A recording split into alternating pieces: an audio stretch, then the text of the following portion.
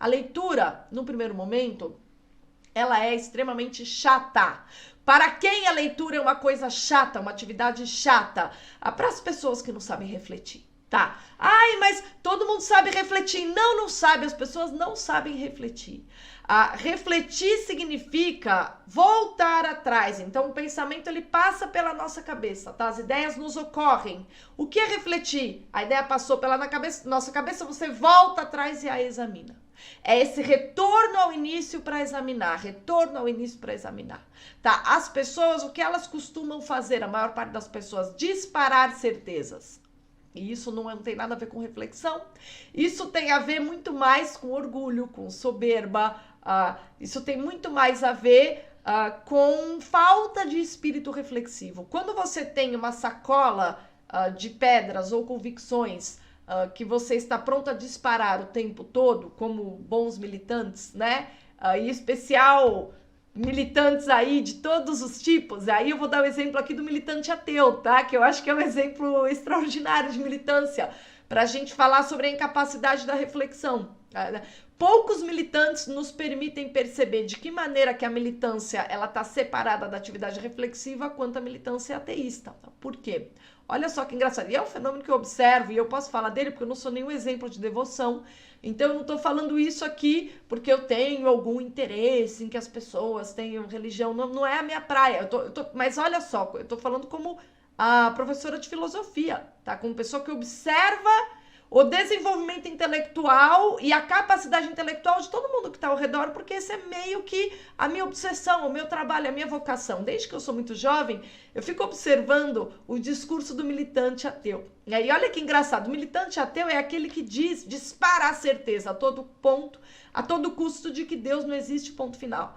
E aí é engraçadíssimo, porque eu fico olhando para o militante, eu sempre ficava olhando para o militante ateu e falando, mas que engraçado, o cara tá aqui, vivendo uma vida completamente guiada por 10 mandamentos, doutrina dos 7 pecados capitais, né?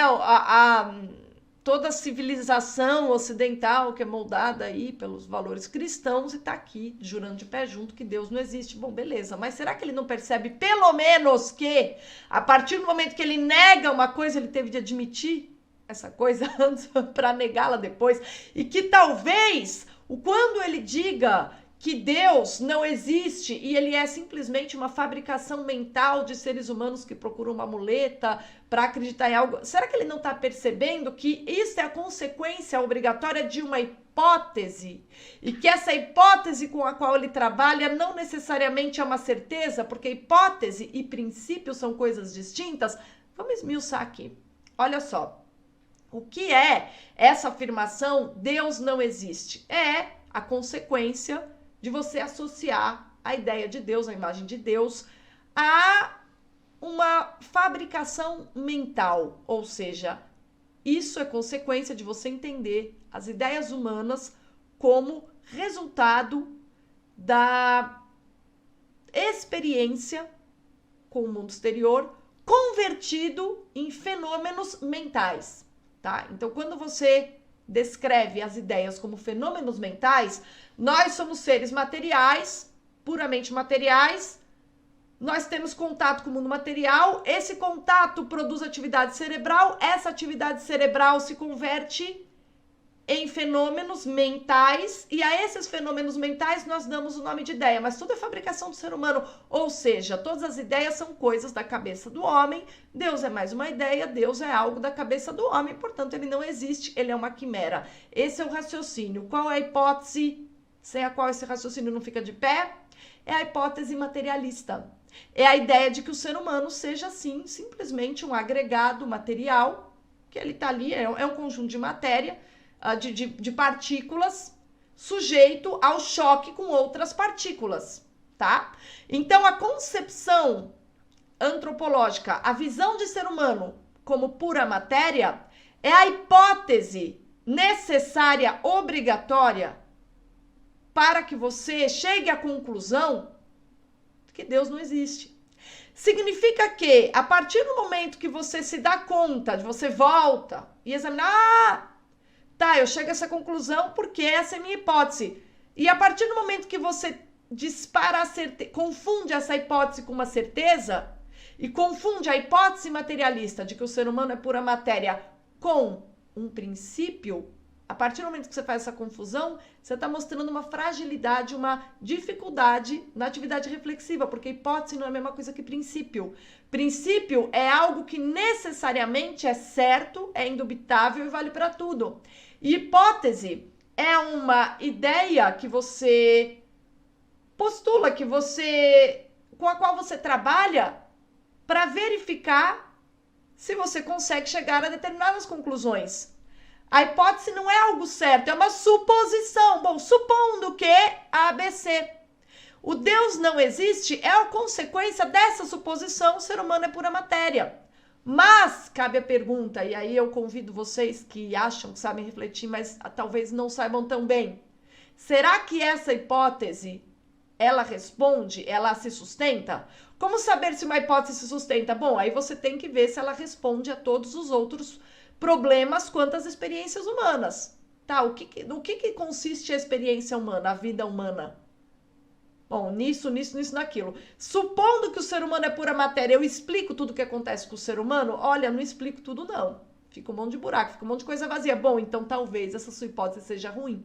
E de fato, quando a gente analisa e quando a gente vai lendo todas as discussões sobre o conceito de ser humano na história da filosofia, a gente percebe que a hipótese materialista ela é fraca. Então, que a hipótese de que o ser humano não seja apenas matéria, mas seja também espírito, e seja um composto de matéria e espírito, explica muito melhor vários outros componentes da vida humana. Razão pela qual a hipótese materialista ela é inferior à hipótese que resolve mais problemas, assim, para dizer o mínimo.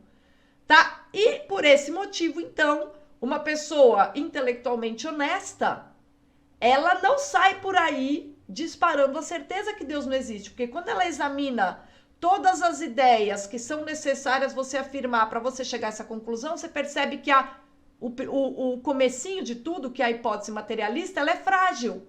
E aí se você tem um pingo de honestidade, você diz, olha, me parece que Deus não existe supondo A, B, C. E aí você dá a chance do seu interlocutor dizer, mas você tem certeza que o ser humano é pura matéria? E aí você vai ser obrigado a dizer, não, é uma hipótese.